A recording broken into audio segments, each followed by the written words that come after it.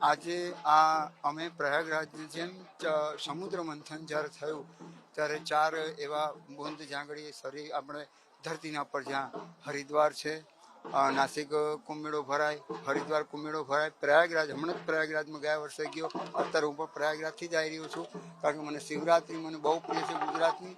અને ગુજરાતની જે ધરતી છે સૌરાષ્ટ્રની ધરતી છે, સંતોની છે ભૂમિ, આમ તો દેવભૂમિ કહેવાય અને ઋષિમુનિ ભૂમિ કહેવાય. એટલે મને બહુ સારું લાગે અહીંના જે સંતો છે એ લોકોનું જોઈ મને આત્મીય દર્શન એવા થાય છે દરેક સંતોમાં. અને આ તો સંતોની ભૂમિ છે, ગુરુ ભૂમિ છે. અને ગુરુ દત્તાત્રેય શિખર પર બેઠેલા, જો ઉપર બેઠા આટલા જે ભક્ત છે, જે આ અનુયાયીઓ છે, જે એ આજે સાધુ પોતે સાધનાઓ આરાધનાઓ પોતાના ઈષ્ટદેવની પોતાના ગુરુની જે ભક્તિ કરતા હોય છે. અને એ પછીથી અમે ક્યાંક આશીર્વાદ આપતો હોઈએ કારણ કે થર્મલ પાવર એ અમારું કે અમે તો મીટર કહેવાય, બધા લેમ્પ કહેવાય, કદાચ કોઈ લેમ્પ કમ. અને આ જે મિની કુંભ મેળો છે, મિની કુંભ મેળો જેમ સમુદ્ર મંથન કર્યું માં લક્ષ્મી જે છે ઐરાવતને નીકળ્યું, એમ આ એક જાતનું શિવ અને શિવ અને જીવનું જે મિલનનો આ દિવસ છે. અને ખરેખર આ દિવસ દરેકે દરેક શિવની ઉપાસના કરાય, આરાધના કરાય એવો મંગળ દિવસ છે. દરેકને અમારી શુભકામના.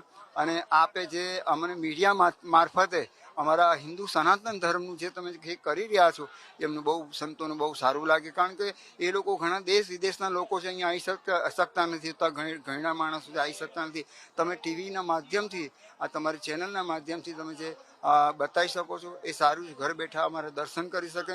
અને લાખો કરોડો મિની કુંભ મેળો આ વર્ષે યોજાયો છે. આ મિની કુંભ મેળામાં 2800 વર્ષના જે સંતો છે આ ગિરિ ગુફામાં કંડાળામાં એ પણ આજે એક નાના સ્વરૂપે એવા ગમે સાધુ સ્વરૂપે.